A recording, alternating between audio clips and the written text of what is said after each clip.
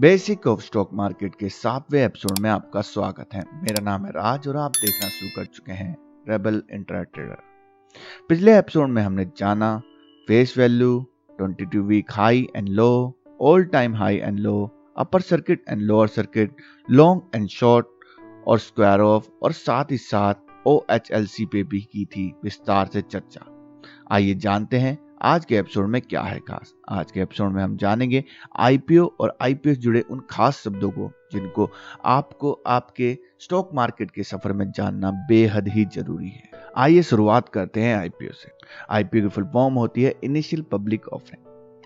यह वह प्रक्रिया है जिसमें एक प्राइवेट कंपनी अपने आप को पब्लिक कंपनी बदलती है। शुरुआती दौर में अच्छा करने के बाद किसी कंपनी को ग्रोथ करने के लिए चाहिए पैसा।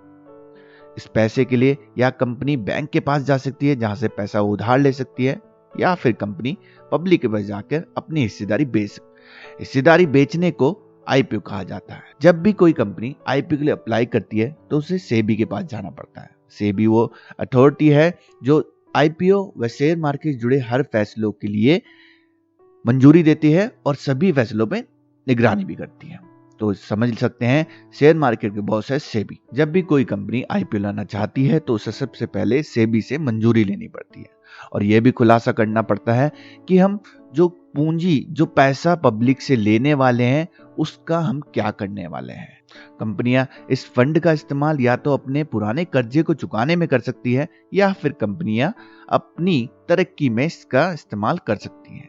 ये सब फैसले कंपनी के मैनेजमेंट द्वारा लिए जाते हैं। इसलिए जब भी आप कभी IPO में इन्वेस्ट करना चाहें तो इससे पहले ये जरूर जान ले कि कंपनी आपके पैसे का क्या इस्तेमाल करना चाहती है। आई होप आप लोग IPO को बुनियादी रूप से समझ पाए हों। आइए इस कड़ी में आगे बढ़ते हैं, समझते हैं अंडर सब्सक्रिप्शन क्या होता है। हालांकि हाल फिलहाल के दिनों में अंडर सब्सक्राइब IPO की संख्या ना के बराबर रही है, क्योंकि आजकल के जो इन्वेस्टर हैं वो IPO में लगाते हैं दिल खोल के पैसा। पर स्टार हेल्थ इंश्योरेंस के IPO में हमें इस शब्द का इस्तेमाल होते जरूर देखा था हमने। तो आइए समझते हैं अंडर सब्सक्राइब क्या होता है। मान लीजिए एक कंपनी IPO के दौरान 1 लाख शेयर बेचना चाहती है, यानी 1 लाख शेयर बेच के वो पैसा जुटाना चाहती है। लेकिन जब ये इस प्रोसेस शुरू होता है तो केवल 90,000 शेयर ही बिक पाए। तो ऐसे में कंपनी जितना पैसा मार्केट से उठाना चाहती थी उतना तो वो नहीं बना पाएगी। इसका मतलब होता है कि कंपनी का IPO अंडर सब्सक्राइब हुआ है। ऐसा कई स्थितियों में हो सकता है, या तो कंपनी मुनाफे में ना हो, लोगों को कंपनी पसंद ना आए, या फिर किसी नेगेटिव खबर के कारण भी ऐसा पॉसिबिलिटी बन सकती है कोई IPO अंडर सब्सक्राइब होता है। तो मोटा मोटी यही है कि लोगों को वो कंपनी पसंद नहीं आई। आइए इस कड़ी में आगे बढ़ते हैं, ओवर सब्सक्राइब IPO को समझते हैं। ओवर सब्सक्राइब अंडर सब्सक्राइब के विपरीत होता है। मान लीजिए एक कंपनी 1 लाख शेयर बेचना चाहती है लेकिन उससे ज्यादा शेयरों के लिए बिड आई है, यानी उससे ज्यादा शेयरों के लिए लोग बोली लगा रहे हैं। ऐसा हाल फिलहाल के दिनों में काफी IPO में हुआ है, लेकिन लेटेंट व्यू और अपना पारस डिफेंस में सबसे ज्यादा ओवर सब्सक्राइब IPO में से था हाल फिलहाल के दिनों में। तो अगर कंपनी 1 लाख शेयर बेचना चाहती है, 2 लाख शेयरों के लिए बिडिंग आई है, तो कहेंगे ये IPO दुगना सब्सक्राइब हुआ है। पर हाल फिलहाल के दिनों में हमने 10-10, 20-20 गुना ओवर सब्सक्राइब होते देखा है IPO को। आइए आगे बढ़ते हैं, इसी कड़ी में समझते हैं ग्रीन शू ऑप्शन को। ग्रीन शू ऑप्शन को इस तरह समझते हैं, जब कोई कंपनी का IPO ओवर सब्सक्राइब हो जाता है और वो कंपनी तय सीमा से अधिक लोगों को अलॉटमेंट करती है शेयर का, तब उसे ग्रीन शू ऑप्शन या फिर ओवर अलॉटमेंट ऑप्शन भी कहते हैं। आइए एग्जांपल समझते हैं। मान लीजिए 1 लाख शेयर ही IPO के दौरान बेचे जाने थे, पर कंपनी ने 1,15,000 शेयरों का अलॉटमेंट किया।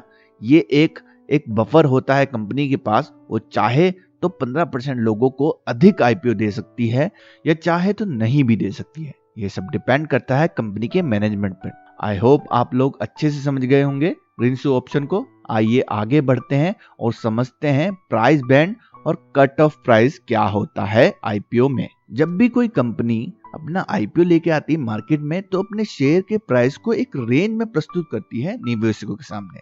इस रेंज को कहते हैं प्राइस बैंड। तो निवेशक अपनी पसंद के प्राइस पे बिड लगा सकता है आईपीओ में। जब आईपीओ क्लोज हो जाता है यानी इश्यू बंद हो जाता है तो एक शेयर की कीमत निकाली जाती है, उस कीमत को कहते हैं कट ऑफ प्राइस। आइए एग्जांपल समझते हैं। मान लीजिए कंपनी ने 100 से 130 की एक रेंज निकाली अपने शेयर के लिए, तो लोगों ने अलग अलग दामों पर बोली लगाई।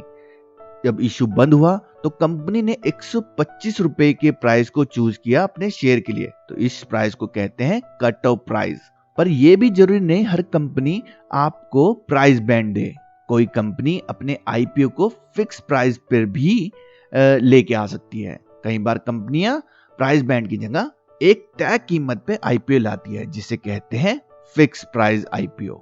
आई होप मैं आपको आईपीओ से जुड़े इन बुनियादी चीजों को अच्छे से समझा पाया हूं। अगर आपके फिर भी कोई डाउट है तो जरूर कमेंट बॉक्स में आप लोग हमसे पूछ सकते हैं। और हमारी बेसिक ऑफ स्टॉक मार्केट की सीरीज आपको पसंद आए तो जरूर से जरूर हमारे चैनल को सब्सक्राइब कर सकते हैं, हमें इंस्टाग्राम पे फॉलो कर सकते हैं, टेलीग्राम पे ज्वाइन कर सकते हैं और हम साथ ही साथ आपको ट्विटर पे भी मिल जाएंगे।